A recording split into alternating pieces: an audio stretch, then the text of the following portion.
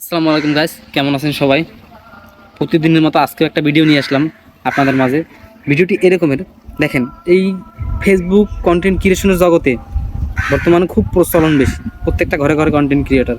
তো সেই জায়গা থেকে আমি বলবো, আপনি যদি চিন্তা করে থাকেন আমার চেহারা খারাপ, কণ্ঠ খারাপ, আমি ভালোভাবে গুছিয়ে কথা বলতে পারি না, তা আমি কিভাবে ভাইরাল হব, আমি কিভাবে ফেসবুক থেকে ইনকাম করব, এটা সম্পূর্ণ ভুল ধারণা।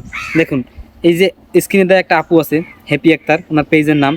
তো উনি যদি মুখোশ পরে নিজের পর্দা রক্ষা করার পরে ভিডিও করতে পারে, হ্যাঁ, এবং ফেসবুকে ভাইরাল হইতে পারে, তো ভাই আপনি আমি উন্মুক্ত থাকার পরেও ভিডিও করার পরে কীভাবে না পারা সম্ভব? ভাই নিজে চেষ্টা করেন।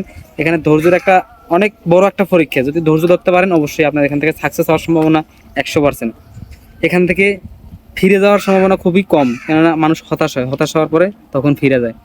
হতাশা কখন? যখন দেখে যে 2 দিন, 5 দিন, 10 দিন, 1 মাস কাজ করার পরে তার একটা অবহেলা চলে আসে, যে এক সপ্তাহ কাজ করার পরেও কন্টিনিউ, তারপরে তার ভিতরে একটা হতাশা সৃষ্টি হয়ে যায় যে কী করবে, হ্যাঁ আমার এটা হবে, এটা হবে না।